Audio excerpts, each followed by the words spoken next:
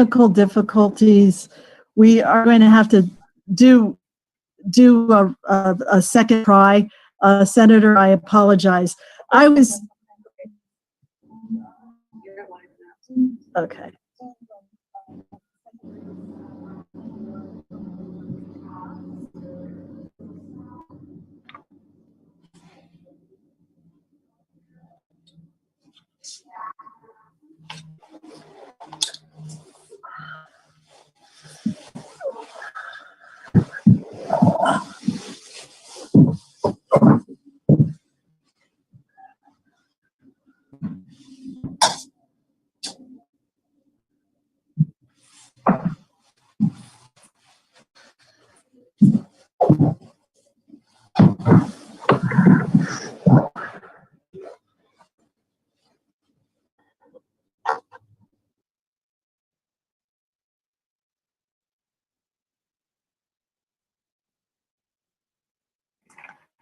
Senator, let's do a quick sound check, and we should have done this in the beginning, but let's give this another go.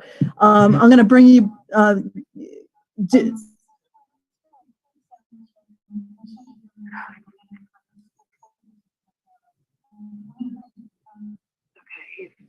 You have a lot of us, so it's going to be tough to sound check off of my voice.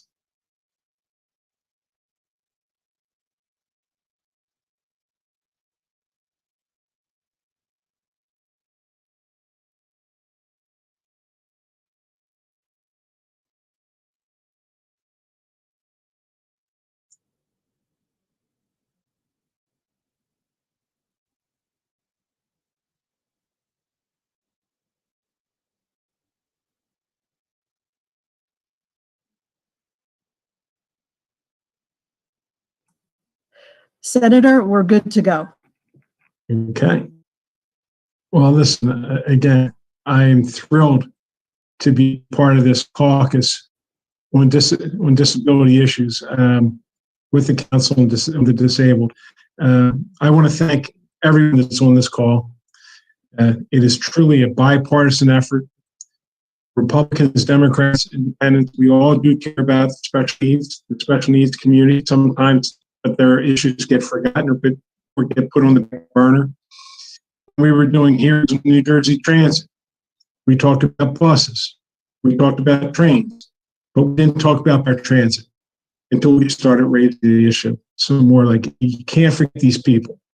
So as we're developing legislation that is going to have an impact on everyone in the state, we have to make sure that people with disabilities, that their views are put into the mix also. So having this caucus together, and I said this before, I'm grateful Tom Kean and I worked on many issues in the Senate, and the legislators on this call, I know all have a great level of care and compassion, and this is something that should have been done a long time ago. And I'm glad we're finally here, and that we're going to ensure that people with disabilities' voices are heard, as we just recently did with NJ Transit.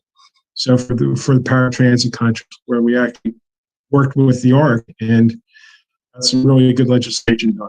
So with that, thank you for having me, and I know the majority leader's up next, Louis Greenwald.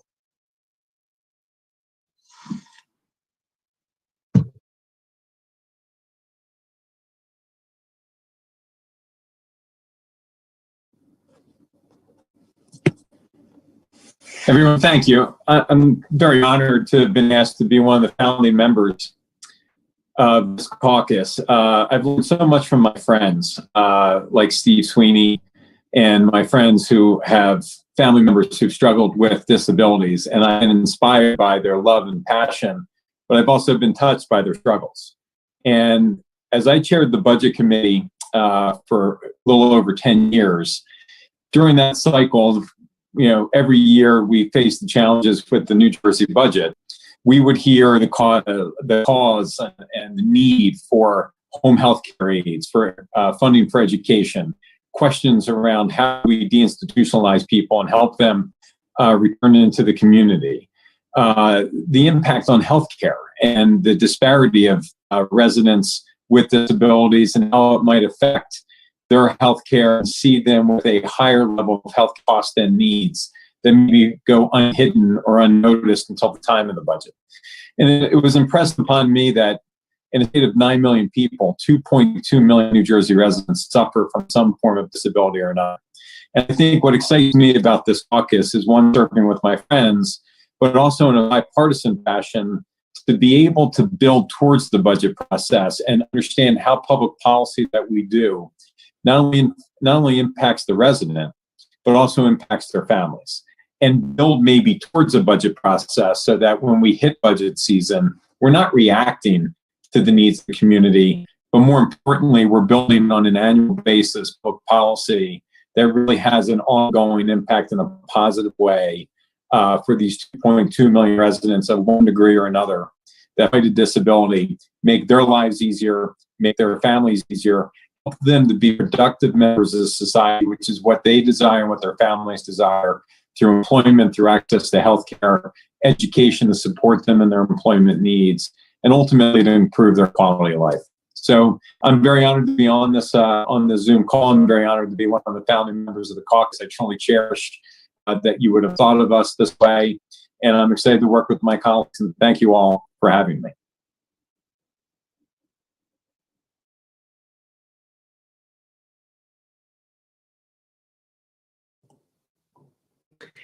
Thank you, Senate President Sweeney and Assembly Majority Leader Greenwald. Your leadership on disability issues is truly remarkable. My name is Mercedes Witowsky. As Executive Director of the New Jersey Council on Developmental Disabilities and parent of a daughter with disabilities, and on behalf of the entire New Jersey Council on Developmental Disabilities and its chairperson, Paul Blaustein, we could not be prouder and more thankful for the fierce leaders in our great state and the voices of people with disabilities with lived experiences as they advocate in ways that will assist them in living full lives as members of their community. Launching the New Jersey Legislative Disability Caucus today is truly a landmark event that turns a concept into reality. New Jersey is now one of 8 other states across the country who have some form of a legislative disability caucus. I'm going to venture to say that the New Jersey Legislative Disability Caucus will be the strongest, wisest, fairest in representing 1 in 4 New Jerseyans who identify with having some type of disability. Issues of employment, transportation, housing, education from early intervention to transition after age 21, access to healthcare and quality supportive services and a quality workforce are just a few of the top areas that are challenging people with disabilities and their families and others who support them. However, when a system is designed to include all people, regardless of disability, the system can only be stronger and fairer. NJCDD is proud to join with a core group of outstanding disability organizations in spearheading the caucus, and we must acknowledge these groups now. Autism New Jersey, Brain Injury Alliance of New Jersey, Disability Rights New Jersey, New Jersey Association of Mental Health and Addiction Agencies, New Jersey State Independent Living Council, Ombudsman for individuals with intellectual or developmental disabilities and their families, SPAN Parent Advocacy Network, Supportive Housing Association of New Jersey, the Alliance for the Betterment of Citizens with Disabilities, the ARC of New Jersey, the Boggs Center on Developmental Disabilities at Robert Wood Johnson Medical School, and the New Jersey Association of Community Providers. 29 legislative leaders in our state immediately stood out when called to action in becoming founding members of this caucus. Thank you again, Senate President Sweeney, for remaining a champion for people with disabilities in your role as chair of the New Jersey Disability Caucus. Thank you to Senator Bucco, Senator Corrado, Senator Deegan, Senator Gopal, Senate Republican Leader Kean, Senator Madden, Senator O'Scanlan, Senator Ruiz, Senator Singleton, and Senator Vitale. Thank you to members of the Assembly, Assemblyman Benson, Assemblywoman Chaparro, Assemblyman Ciavolati, Assemblyman Dancer, Assemblywoman Downey, Assemblywoman Dunn, Assemblyman Greenwald, Assemblyman Hotelling, Assemblywoman Vainieri Huttle, Assemblywoman Lampitt, Assemblywoman Lopez, Assemblywoman Munoz, Assemblywoman Murphy, Assemblywoman Shapezi, Assemblyman Talaferro, Assemblywoman Timberlake, Assemblyman Varelli, and Assemblyman Zwicker. Your commitment to the caucus underscores your promise to all citizens in our state.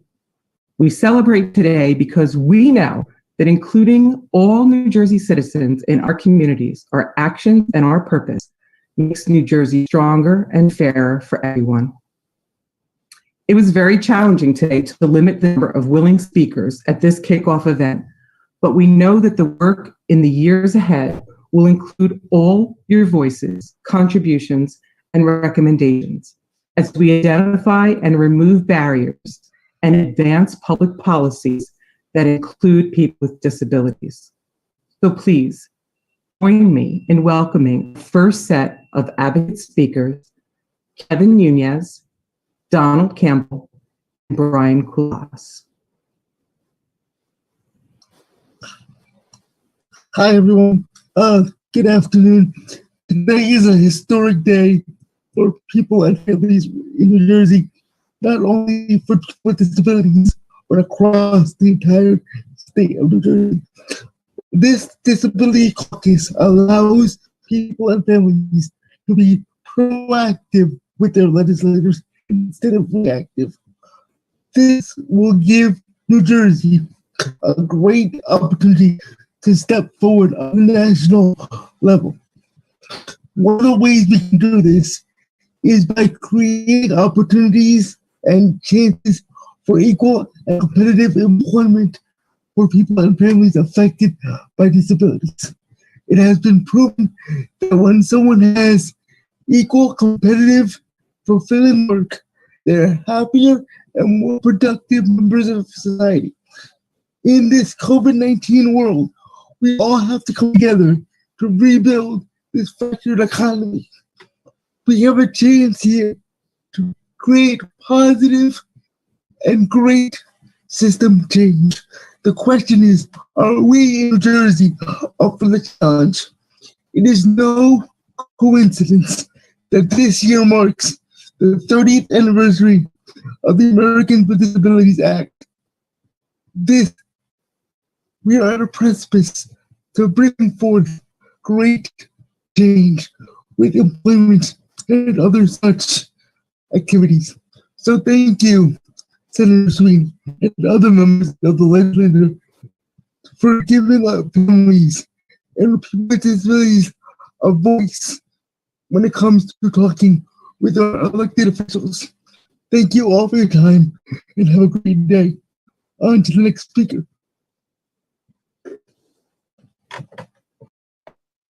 Hello, my name is Donald Campbell. I am with the Atlantic Center for Independent Living. Centers for Independent Living exist statewide, and we are resource support and advocacy centers for people with disabilities at no cost, no matter what the age or where they are in life. We provide them a safe place where they can learn things like life skills and find resources so they can live as independently as they choose. I am absolutely honored to be here. I think the caucus is a huge step forward for people with disabilities in New Jersey, and it's just so important to really highlight the message of this caucus, which is that all issues are disability issues, whether it's housing, transportation, employment, education, healthcare, criminal justice. We have learned throughout this pandemic that the more we include people with disabilities, the better we are as a state and as a community. It was people with disabilities that have been at the forefront of fighting for quality healthcare, of fighting for things like flexible work environments, thinks that we're taking advantage of right now. So I would just implore the caucus to keep focused on its mission, which is to make sure that every single issue that goes before the State House is seen through a disability lens, because all issues, no matter what it is, it's not just about the curve cuts on the sidewalk, which are awesome and we love. It's about all the issues that focus on, that affect everybody. And the more we include people with disabilities, the more our state will thrive and succeed. Thank you so much for having me, and I look forward to hearing from the other speakers.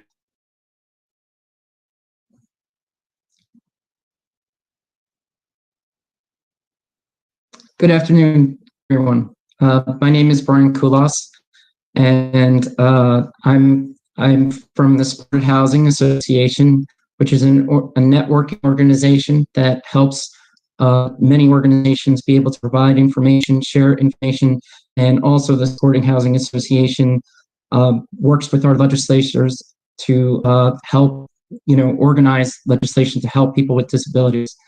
I have a mental health disability, 3, schizoaffective, OCD, and seasonal affective disorder. And basically, I'm here to talk about housing today because housing has made all the difference in my entire life. I'm speaking today from my apartment, which is a subsidy, which I originally received from the New Jersey Department of Mental Health and Addiction Services. This helped me not be homeless any longer. It helped me from not being lost. And having this rental subsidy today has changed my life. I was able to get started going back to school, make lifestyle changes. Sometimes I look at myself in the mirror and I really don't even recognize who I am. But that's a great feeling because it all began with affordable housing, and that becomes with rental subsidies. Communities get stronger, they get better. Moving into my new apartment gave me the ability and the opportunity to even become family with my neighbors. And having that experience, being able to say hello to my neighbors all the time and get feedback from them has really been tremendous. Housing makes all the difference in the world. And it's great to know that our legislators in Trenton are working on this and putting this in the forefront. It is a tremendous opportunity. I look forward to working with everybody, and just thank you for your time.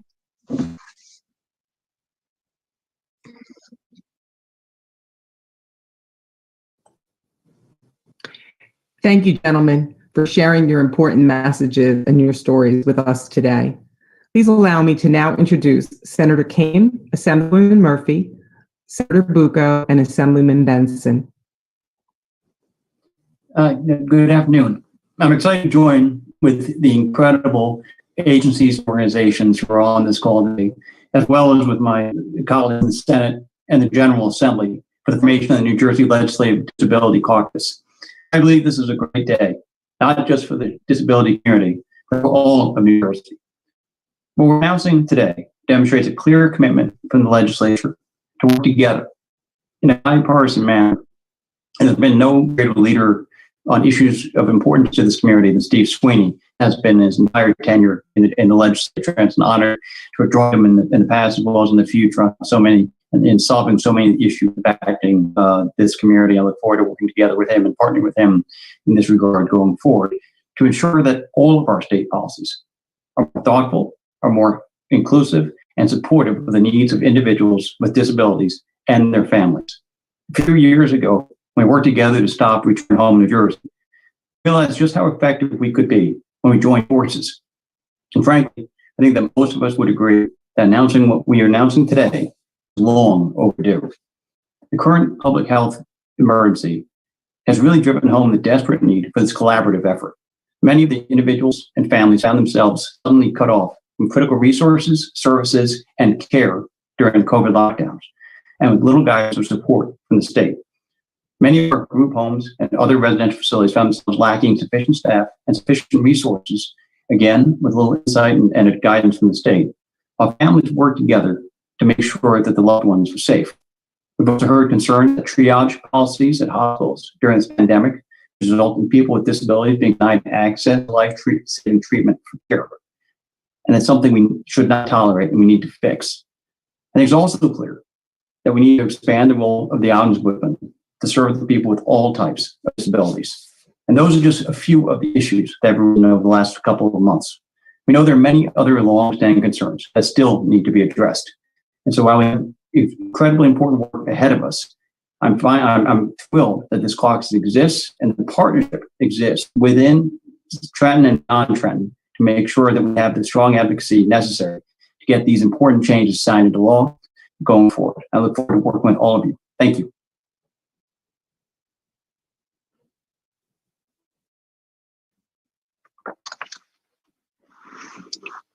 Thank you. And I want to echo a lot of what my colleagues are saying and my community partners here on this call today. It's such an honor to be part of this historic caucus, to do a lot of good work we can do, and not only as a legislator, but also as a partner, and partnerships are being formed. I also would like to say thank you to Senator Sweeney and the Majority Leader Luke Greenwald. Both of you throughout the years have definitely shown signs and have shown everything that we need to know about how to be voices in Trenton for our folks who are coming to meet with us on disabilities. To echo my friend Kevin Nunes, we have worked together on several pieces of legislation since I got elected a few years ago.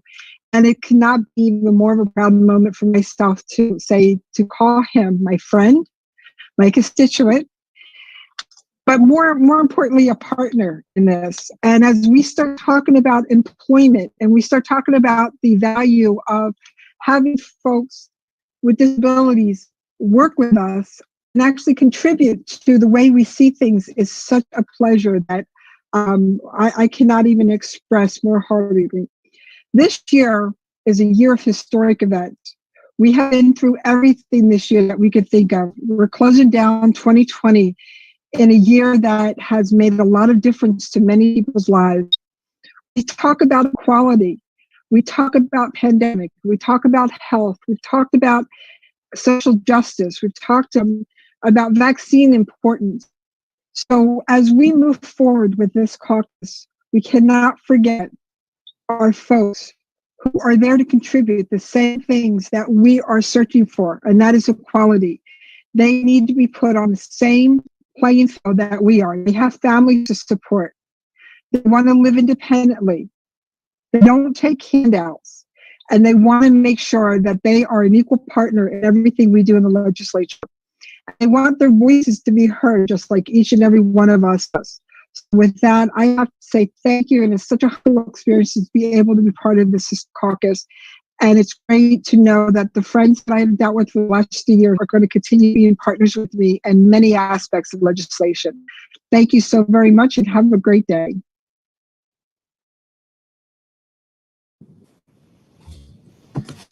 Thank you. I'd like to thank you for the opportunity to say a few words today. And to my colleagues and all of the organizations on the call, thank you for being here as well. This is certainly a pivotal day for New Jersey's disability community, and the launch of this influential caucus will help improve living conditions and the daily lives of some of our most vulnerable citizens. I want to thank the Senate President for his vision in bringing this group together with our common goals. On behalf of those who face a gauntlet of obstacles most of us can only imagine. Issues like housing, healthcare, education, employment, transportation, and many others. The COVID crisis has certainly made those issues even more harder to overcome in these trying times. And I am sure that this caucus will work diligently to make sure that those issues are addressed. As someone who grew up in a family with a family member with a developmental disability, I understand firsthand how hard it is, not only for the disabled, but for the family members, and how they struggle to make sure that their voice is heard, and how they worry what the future will bring for their loved ones. So I look forward to working with this caucus. I think, as the Senate President said, this is not a Republican or Democrat issue. This is a human issue. that all of us understand, and all of us want to work to make sure that those that suffer with disability make sure they have what they need to survive. And Kevin, yes, to answer your question, I do think my colleagues and I on this call are up for the challenge, and we look forward to doing great things in the future.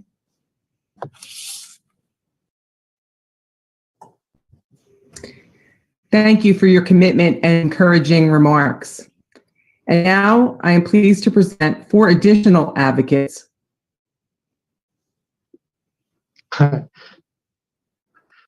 Excuse me, Mercedes. Sorry, I'm just speaking now. Close, no problem. Just wanted to again thank Senator Bucco and my colleagues, and bring voice as transportation chair to mention how important these issues are. We heard about housing, we heard about healthcare and other access. Transportation access is key too. I'm proud as transportation chair to work with my colleagues and to join this caucus so that we have a fight for transportation equity. We know that disability doesn't take a day off, disability doesn't take a holiday. So transportation equity and equity in all that we do is so important day in and day out in our policies. It has to be baked in, because we know tearing down barriers and creating accommodations is not about something that's nice to have. This is about making sure that we honor the civil rights of all of New Jersey's residents with disabilities. So I'm glad that this informal working that we've been doing for years, and the Senate President mentioned our work that he led to raise up paratransit and tie it together with our community providers to really deliver better equity in transportation, more options, that we do this now in a formal manner with this caucus. And I'm proud to be a part of that with my colleagues, and I know we're going to continue to do great things under that banner in the rest of the session and the years to come. So again, thank you so much to the caucus, and I want to say a special thanks to the self-advocates, for which out their voice being heard has led to so many good pieces of legislation that allows us to do the work of the people. Thank you so much.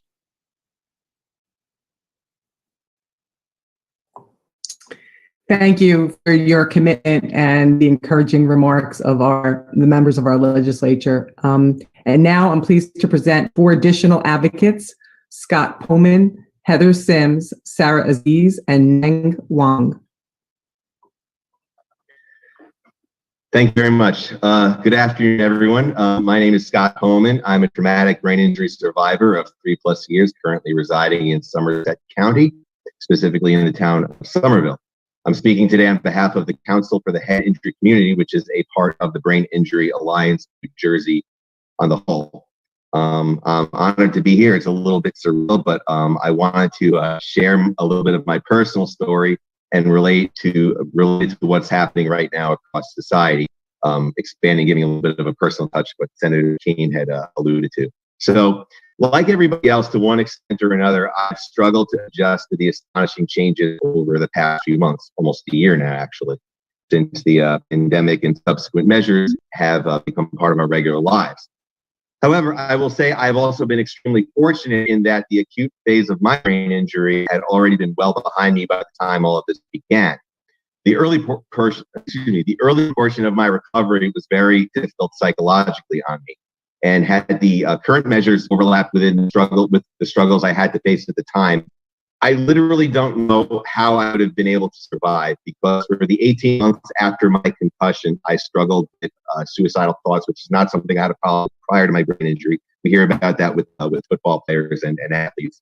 And, I was fortunate, though, very fortunate, to overcome this with the help of professionals and other survivors, and specifically with lots of programs provided in New Jersey, such as support groups, day programs, therapy, yoga, and medication designed for brain injury survivors. So in a nutshell, it was interaction with other people, personal interaction that helped keep me going. I don't tell this story looking for pity. I tell this story because I know there are people right now who are struggling with these very challenges, but don't have access to the same resources that I had access to, because nearly everything that was a big part of my life early on, and actually up until the pandemic lockdown started, all those activities have either become Zoom meetings or just canceled together. We hear about struggles with youth. We hear about the struggles of online education that our youth are currently going through. I have a niece and a nephew. Actually, my niece also has a brain injury, which is another story. But they're currently doing online education now, and I see the struggles they have. I can assure you that similar types of struggles are being experienced throughout the brain injury community at large, as I'm speaking right now. So it is my hope that working with this committee, we can help reach common sense solutions to help other struggling brain injury survivors get the kind of help that I was fortunate to receive when I needed it most. And again, I'm very honored here to bring this subject up, and I thank you all for your time.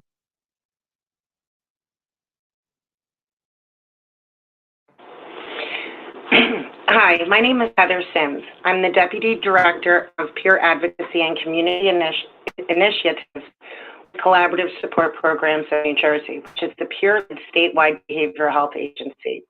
I currently live in Burlington County. I welcome this opportunity to be able to speak directly with members of the legislature. I'm glad to be with you today and thank the caucus for hearing our voices. I also happen to be a person with lived experience of mental health and have been homeless in the past.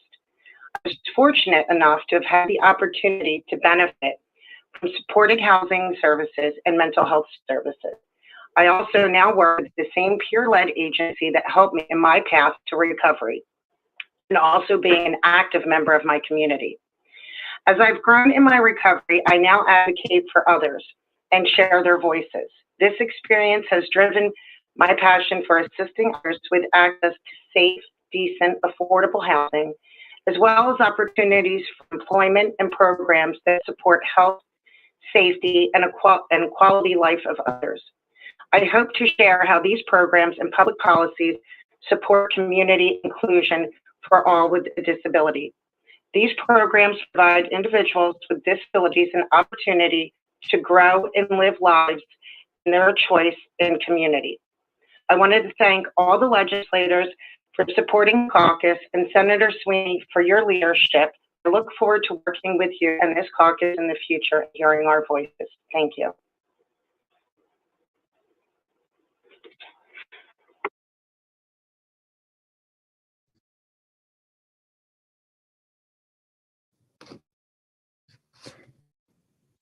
Hello, I'm Sarah Aziz. I'm a member of the New Jersey Council on Developmental Disabilities, and I live in Monroe Township. I'm so glad to have this opportunity to speak directly with our state legislators, their staff, and other members of the special needs community. I'm excited about the creation of the new Disability Caucus in our state legislature, and I hope that it truly gives special needs families a real voice in our state government. I'm the mother of a 12-year-old child with autism. The recent school closures resulting from the coronavirus pandemic have been hard on all families, especially those with children with disabilities. There are very young children with disabilities that normally get screened for early intervention services that have not been screened due to the pandemic. Our children require highly specialized in-person instruction and therapies that are difficult to replicate in a remote learning environment. Many of our children have suffered over a year's worth of regression over the past 8 months, and it will be difficult for them to catch up, especially because cases of COVID-19 are rising and schools that have recently reopened may be forced to close again soon. Currently, under state law, many children with disabilities can remain in our public schools until the age of 21. Given that so many of our students have suffered such great regression over the past 8 months, I really think that our state should consider changing this law and allowing our students to remain in the public schools past the age of 21 to compensate them for this huge loss in learning. Additionally, I would urge our state legislators to increase school state aid for all districts, including my own of Monroe Township, to allow school districts to fully compensate their students by providing them additional services when schools fully reopen. I also urge our legislators to provide special needs families with the additional supports they need during these critical times. I want to thank all of our legislators for supporting this caucus, especially Senator Sweeney and my own Assemblyman Benson for their leadership and for seeing me as an informed and dedicated advocate. Thank you so much for your time.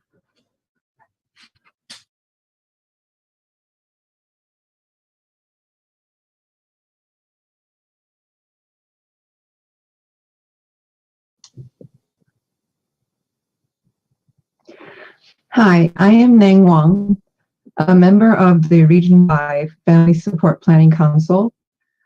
I live in Middlesex County. I am the mother of an 18-year-old son with severe autism. I'm grateful for a chance to speak with members of the legislature and their staff. I'm glad to be with you today and hope that this Disability Caucus will allow me to have a voice at the table for those who cannot speak for themselves. Families talk about the transition from school to adult services as falling off the cliff. When youth with disabilities finish school, all previous educational entitlement supports disappear.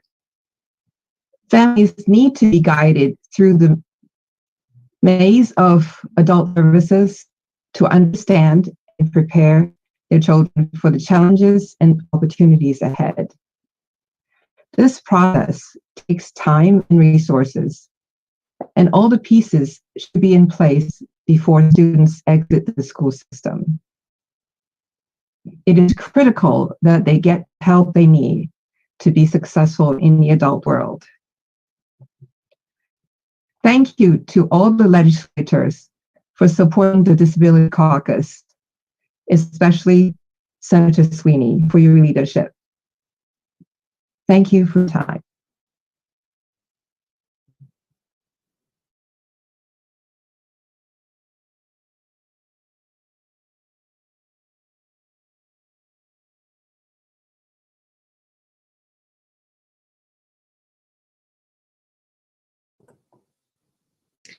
Thank you for your passionate messages.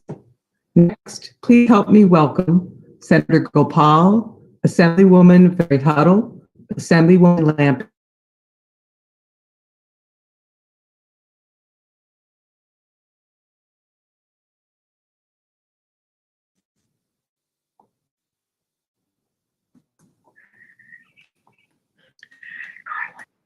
Thank you for your passionate messages. Next, please help me welcome Senator Gopal, Assemblywoman Vainieri Huttle, Assemblywoman Lampitt, and Assemblywoman Downey. Thank you, ladies, and thank you for everyone for being here and all the advocates. Special thanks to Senate President for his, how passionate he's been on this issue. He's been to my district to visit many of the facilities here. And my friend Assemblyman Greenwald, always the best dressed person on every Zoom. I think he jumped off, but it's good to see everybody, the advocates, and all of the legislators who have been so passionate about this. I always like to talk about a few constituents, and I'll just mention them real quickly, who I think about. Anna Landry, who we worked together over the last 3 years, a college student, lives in Monmouth County. I went to Georgetown, had incredible challenges with the Department of Human Services with their archaic Medicaid rules, and together, because of her input and advocacy, we put incredible pieces of legislation as well as regulations put into place. Dr. Paul Stewart-Witowsky, a constituent of mine in Freehold, who has spent over 40 years educating youth parents and educators to disprove stereotypes that are so often displayed with disabilities. Anita Clavering, a constituent of mine in Long Branch, who reached out wanting to get involved on the issue of supporting those with disabilities, but also beach access, worked up and down the county through organizations like Motions, the Alliance of the Betterment of Citizens with Disabilities, Disability Rights in New Jersey, and many other groups, in making sure that every beach in Monmouth County, from Long Branch to Union Beach, had beach access. And it was fascinating to see these archaic rules and how together we changed them. The issue of mental health is always important. We've spoken about how I've struggled with depression for years. It's a really important issue to me. And that is something I know that Assemblywoman Huttle and many others have championed, the Senate President, that we need to make sure that those with disabilities, the mental health challenges that they face, that collectively it's not on the back burner. And I know that with this caucus in the months and years ahead, there are going to be so many issues that we can make sure that those who are the most vulnerable here in New Jersey are not left behind. So this is an exciting day. It's a great day. And I want to thank you for including me in this. Thank you.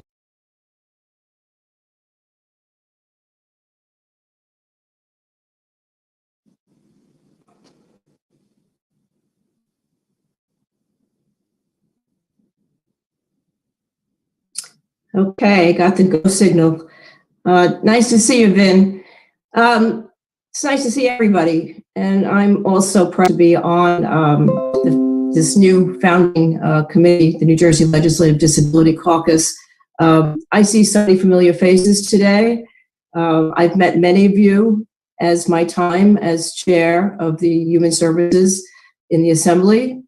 And throughout my time in the legislature, I've worked hand in hand with many of you to craft legislation that would improve access and treatment for the disability community. As a matter of fact, one of my first pieces of legislation that was signed into law, Senator Sweeney, I'm reminded of the time, it was my first bill actually. I came down to South Jersey and the governor removed or signed out a bill removing the archaic language, the names including retarded from the books. I remember that like yesterday. I think it was like 2006. So we've done incredible work together. And despite all of the work that has been done, COVID-19 has showed us how much more work is left to do. And together we have to continue to work with all of you. We've heard about many of the services and issues that are needed for everyone today.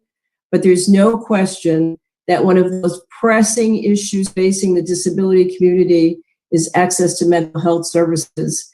And COVID-19, as you heard, and as we all know, has taken a toll on everyone's mental health. However, access for the disability community can look very different and pose many different obstacles than what the non-disabled community experiences. COVID-19 has left all of us feeling isolated and lonely. However, for individuals with disabilities living in group homes, that isolation has been all the more extreme. And so we must continue to work together to find new solutions for the disability community. Currently, I'm working with many of my colleagues on this Zoom today to help during emergencies when visitation may be restricted, that we can prevent that isolation in those scenarios. So I look forward to working with the caucus to get valuable feedback on this and future policies. And I think that's why the establishment of the Legislative Disability Caucus is so critical. Now more than ever, we must center the voices of you, the disability community. By establishing this forum to bring these issues to the forefront, we can definitely ensure that the policies under consideration in the legislature keep in mind the diverse experiences and needs of the disability community. So again, I'm proud to be part of this, and I'm happy to be working with each and every one of you. And it's nice to see everyone on Zoom, whether we're well-dressed or not. Have a great day, and we'll continue our talks.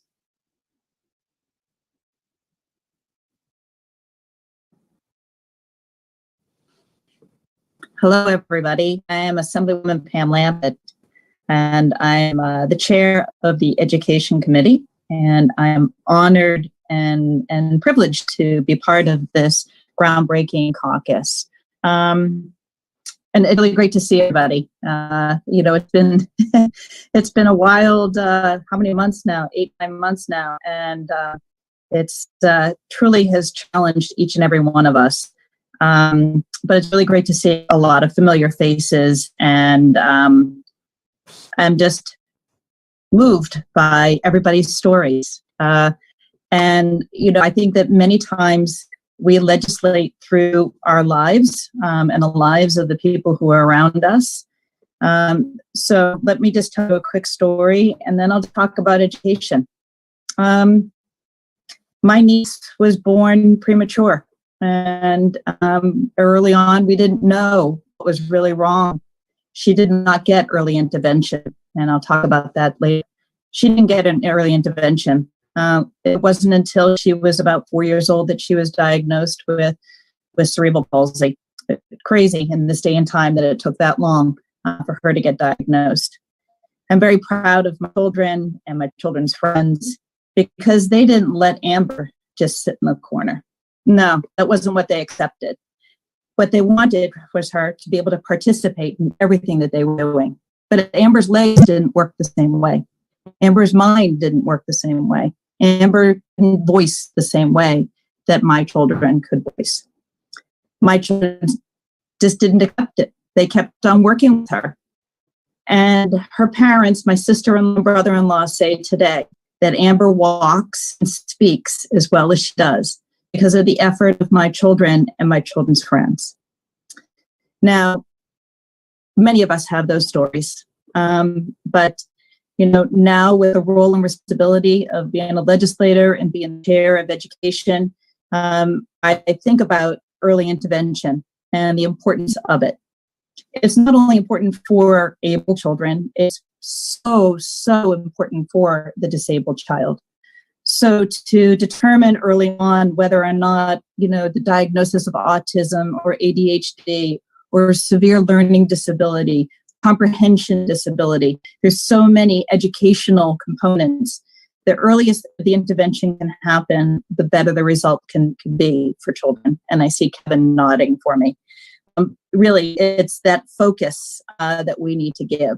Many people just dispel the idea that, this is a toddler, this is an infant, they don't need to have that type of interaction. They need it more so. The development of the brain in the early months, in the early years, is vital to the success.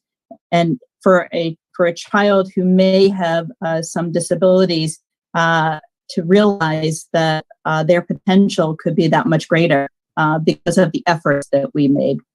Education is, equity, all students is imperative. We need to remove barriers. I think I've heard this several times, but we need to remove the barriers so that our children can be successful. For the mother who spoke so eloquently about the impact of COVID, it was really to think about our children who had disabilities, who are now home, and trying to get resources that they needed to continue their development.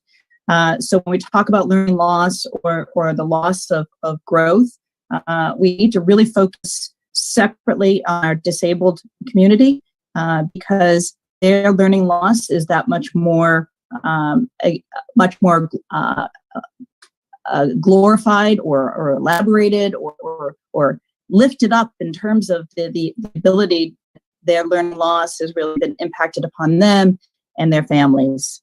It is really the mission of this caucus that everything we do, whether or not it's transportation, whether or not it's education, whether or not it's human services, or whether or not it's finance, insurance, and banking, we're constantly thinking about our disabled community.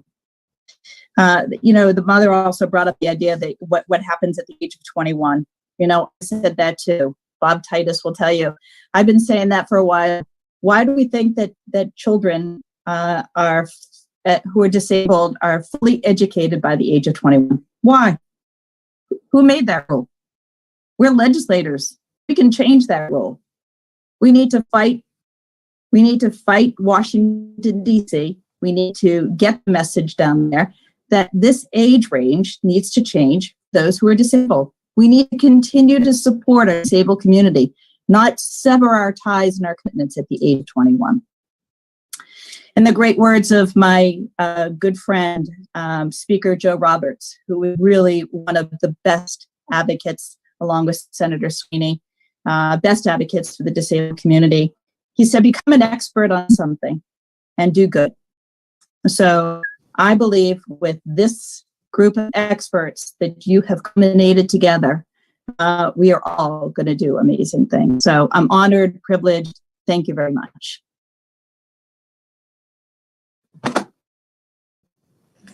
Hi, everyone. I'm so proud to be here with all of these wonderful people.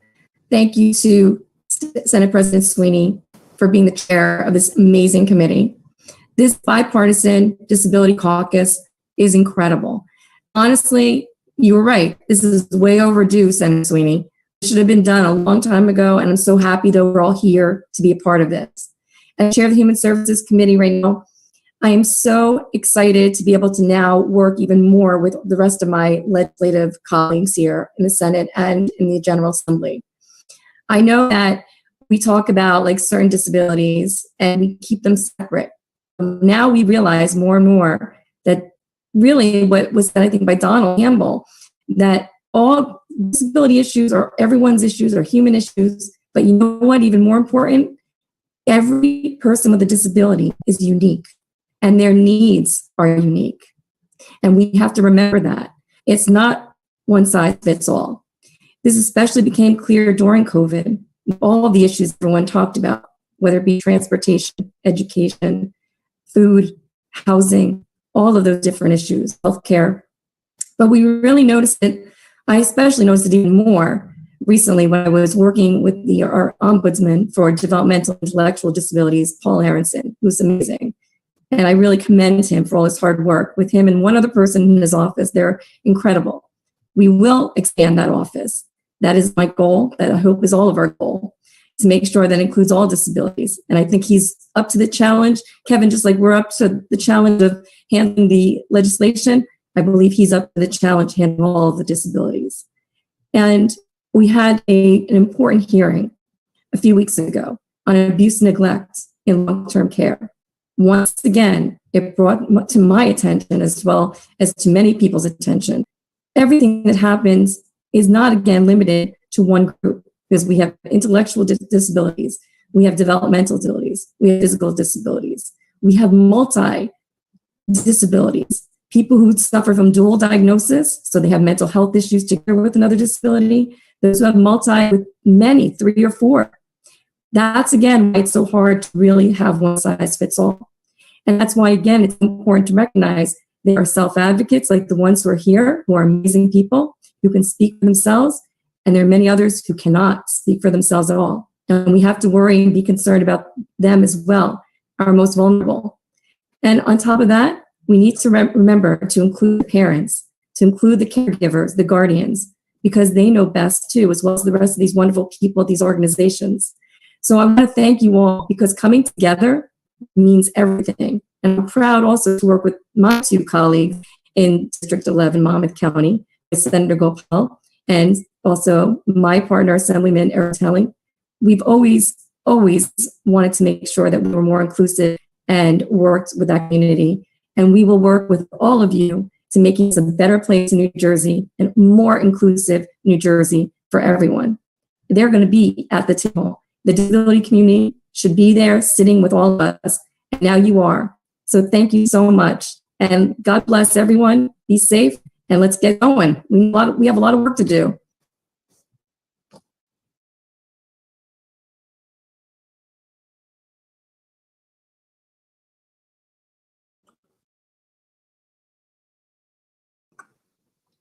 Thank you all. We sure do have a lot of work to do, Assemblywoman Downey. It's been a real honor to be part of today's launch of the Disability Caucus. Here's a few messages to help us close out the event and give you some next steps. Please mark your calendars for the 2021 Disability Caucus issue briefing sessions. It will all meet at noon on January 26th, April 27th, July 27th, and October 26th. January 26th issue briefing session will focus on COVID-19 and the disability community. As I thank all of the founding legislative leaders of the Disability Caucus, and especially those of you that got to speak today, those names will now appear on your screen. Please know that all members of the legislature are encouraged to sign on as Disability Caucus members. As I thank all supporting organizations who stand behind the Disability Caucus, please let us know if your organization would like to be added to the list of supporting organizations by contacting Gary Brown at NJCDD.